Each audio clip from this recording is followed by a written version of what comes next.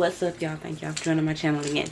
So I felt like recording a video because I want to finish talking about Swarm. So I did make some notes back yonder, and I want to get into it. First, we're gonna start off by saying, for those who don't know me, my name is Leah. Thank you for joining me today, commentary style. And yeah, I'm glad to see y'all back. Thank y'all for your support. The views are going up. Everything is starting to look good with this YouTube thing. So I'm gonna get into it. So I made like key points and stuff basically I want to talk about in these episodes, but I don't think I'm gonna go directly based off of this paper. I'm probably gonna just sit there and look at it while I'm talking to you guys to make you guys know basically, you know, everything in a chronological time span. I want to start off by talking about episode 2, which was called Honey. In this episode, Andrea was under the alias of Carmen, the stripper. In this episode, she was a slow dancer stripper. All the strippers, except for one, pretty much hated it, and they felt like she was basically like the weird girl. So what I'm noticing by her behaviors in this is the fact that she kind of has like this nonchalant, I don't give a F attitude. And while she has that attitude, it basically shows in her work and basically how she's talking about people. Because in the meantime, this is basically gonna go over all the episodes, so we're not gonna do like another episode of Swarm. This is it for Swarm. But in all of the episodes, the way that she finds her victims that she ends up deleting are from Nija Hate on Twitter. So she has like a stan account that she goes on, and she looks at the messages and see who's like bashing Nija, because she looks at Nija as her goddess. And also with her doing this, she's basically finding like victim 1, victim 2, victim, you know, so on like that. So like in these episodes as well, starting off episode 2, like I said, there was a stripper that wanted to befriend her who was in a toxic relationship type of situation. Carmen was nice enough to help her out in the situation, and when she helped her out, she pretty much, you know, deleted her guy. And then the girl was like exhilarated. She's like, oh my god, like he's not gonna be hurting me anymore, like it's just gonna be like on some exhilarating stuff. Let's go out of town, let's run away, let's do X, Y, and Z, right? But they don't get to do that because your girl Carmen deletes her and leaves her there. Meanwhile, she's eating some junk food. She's like talking in the narration. She's like, who's Halsey? That's who the girl basically like to call herself a stripper. So she's a big fan of Halsey. So that's why she calls herself Halsey. So then after that, like Carmen ended up linking with the other girls. They ended up going to do an event. She's over there eating like junk food and stuff in the background, like not really participating with the other girls, which I understand because like I looked at the event, I was like, but so she's not participating with the event, and then they leave and they're on the way home. Car troubles. Then the girl's sitting there trying to help her, like, oh, maybe you got a tire in this, you know, in the trunk or whatever. And she's like, no, basically like, don't touch the trunk, right? So when she basically does that, it kind of gives them the indication that like, yeah, this girl is like really lonely. She's really lonely. So one of the guys that she found Nija Hate stuff about on Twitter is the guy that pulls up and basically helps them with the tire. He brings them to the house, helps them with the tire, tweaks a few more things in the car, and then it's like, okay, so what's next?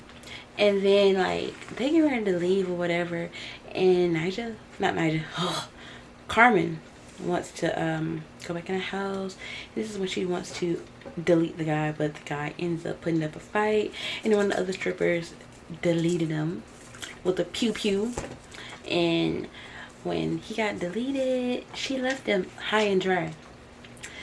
So yeah, it's like really fucking weird because like at this moment, like she's like hightailing it and stuff, and then it's like no care for the others at all, and you can tell like she's empty since Marissa like deleted herself.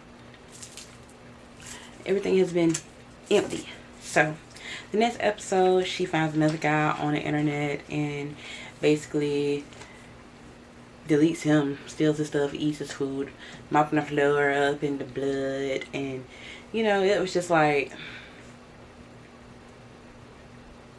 somebody need to get sis a long time ago. I feel like there's no way that this girl is just like getting away with the stuff, especially with her having that many witnesses around.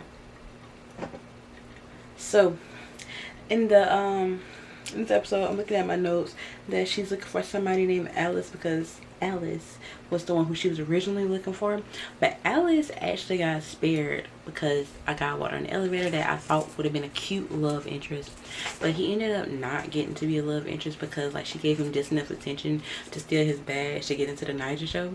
And then once she did that, then she was able to basically like push him in the refrigerator with a cake. And it was crazy because like the cake said first last tour, and he talked about it being like his last tour, that he was basically gonna be down with that for a minute. And she's on the killing tour. Oh, I was supposed to say that word on the internet, but she's on a tour deleting people. So yeah, like I really seen like maybe he would have slowed her down and she would have been deleting herself, or deleting, you know, the versions of herself that people know, other people, blah blah blah. But no, it didn't work out that well. But I feel like she cared just enough because she threw him in the refrigerator. She didn't just like make it like all gory and like ew. So episode 4, that was the main one that I was basically thinking that she was finna get caught. Y'all, when I tell y'all that cop pulled out and like was behind sis, I knew that sis basically was like done for. And then the fact that he said the wrong hotel name, basically to test her to see if she was really telling the truth. And she sat there and she went along with what he said, and he was like, oh no, it's another name. And I was like, I knew at that moment that he knew that he was going to get somebody. He didn't know what he was going to get himself into, but he was actually spared by Cricket, which is sad because, you know, things happen with them and the girls at the house. And y'all, like, it's just like, why is sis wilding like this? I also feel like the girl who invited her to the house should not have invited her to the house, because it's like, you don't know me from a can of paint. Why would I invite you to be in my house? I don't care if other people are there. You don't need to be there. I have friends that I don't even let come to my house because, like, it's not saying that they're bad people, but like, everybody just don't need to come to your house. Like, but so it was a group of girls there. They knew what was going on. And let me see what her name is. Yeah, Eva, Cricket, Audrey, Grace, Janine, and Isis. And she's allegedly getting the reset she needs there. In this episode, she calls herself Kayla. And like, the girl who's played by Billie Eilish basically sits there and she sees through Nia. I'm gonna call the girl Nigel. I want to call the girl Nigel so bad because that's what she want to be so bad, but she's not Nigel. Okay, Drea, who is aka Kayla, and I'm like, so she sees through this, and then like when she's snapping, and that girl's like, what's your name? And she's like, Kayla. She's like, snap, Drea, snap, Kayla. And I'm like, sis, I like that right now. Let me try that. I want to try that.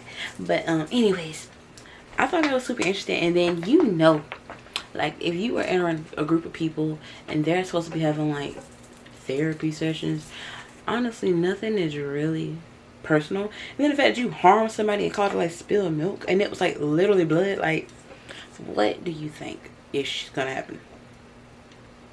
Nothing. You're just gonna sit there and you're just gonna look crazy because they are gonna get you, and they uncover that you didn't want to basically like understand and cope with the fact that these people know who you really are and they know that you really hurt people. They're probably gonna deal with you. You didn't want to do that. You ran that girl over trying to get your phone and like leave because you couldn't have your way, and you hurt her. I don't even know if I want to call her girlfriend, but I was like, damn, like this was just like crazy. It's just like no feelings whatsoever. And shoot, let me just go ahead and get to these episodes, and I can just go ahead and talk about what I want to talk about. And then this is ending of 4. So 5, episode 5, Girl Bye. It was just like, now you're able to like catch up with the girl that really didn't like you. How does that feel, girl? And then you lied and you stole Marissa's life. You know, you ain't doing no makeup. You know, you ain't, traveling and doing X, Y, and Z. You know it. And then you seen the girl tattoo right here on her boob. Like, you seen it. And I'm just like, this is just like something's gonna reset her and make her go back into this spree. And she was like really upset. And like, this is the time that she was upset with Marissa's parents because she broke into their home because she needed that phone back on.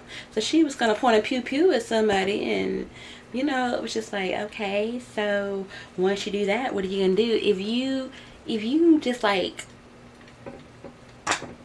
and it hurts somebody, you still ain't got no phone on. So what are you gonna do?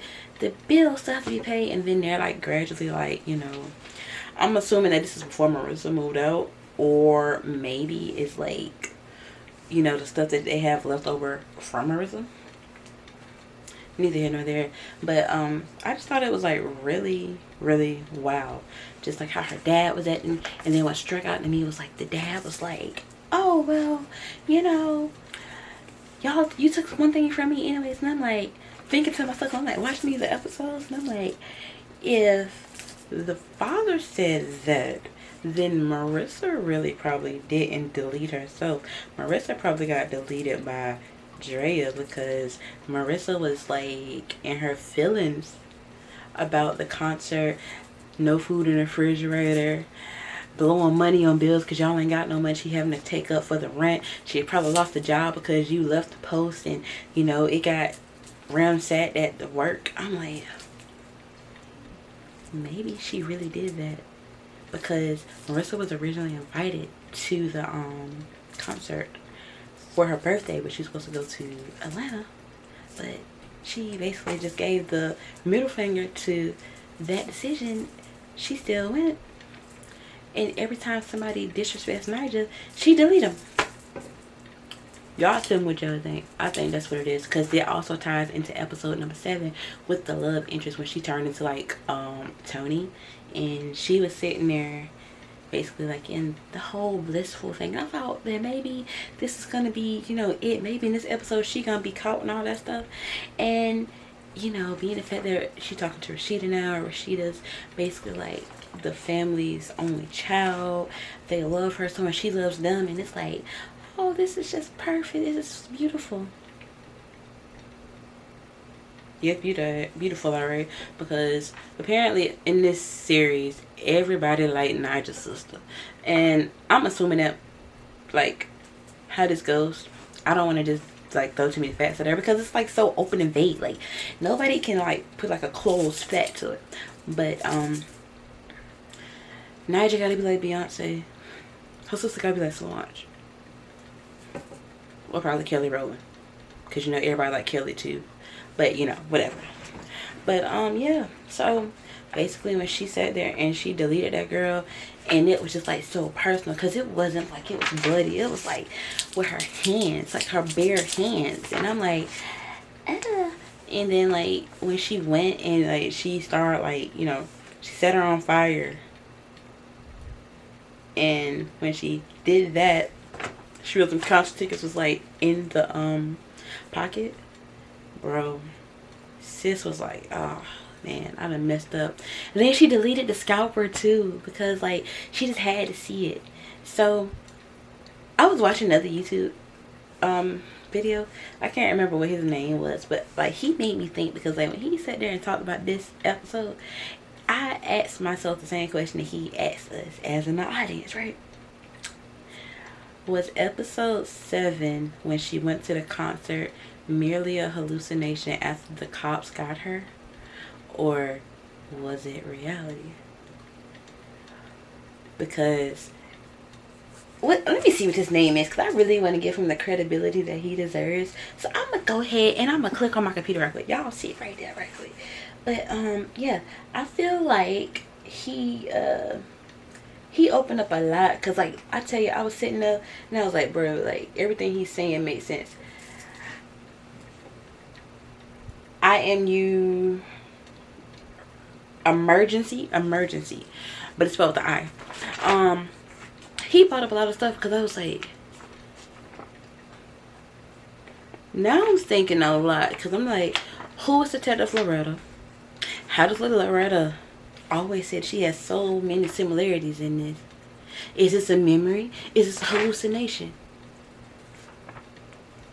Think about it. I mean, you never know, because Emergency said when she had called on the phone, it was like, hold her there for me. Hopefully she doesn't make bond. Maybe that's when the cops grabbed sis and basically was holding sis. She thought she was with Nigel and she really was not with Nigel. She was in the head having a moment. So I really feel like I wanted more development with like Loretta's episode. Episode 6 should have had more development. But I also do wish that like in the episodes, like we would have been able to see how like she changed her identity. So like, say for instance she deleted somebody and she run and she like, you know, I guess like put on a different like personality and makeup face, or like how she turned into the guy, like she cut her own hair. Like I wanted to see stuff like that. Like I'm really animated, sorry y'all, my hands. But yeah, so that's what I was sitting there wondering. So y'all let me know what y'all think below in the comment section. Overall, it was a good show, but I really feel like it should have been a season 2. But looking at shows like this that are really popular, there's almost never a season 2 in it. So it's just something that, you know, probably be like a good book or like something just to build on. So I'm not gonna hold y'all too much longer because this video done got longer than I anticipated it. So y'all let me know what y'all think down below in the comment section, and I'll catch y'all later. Peace.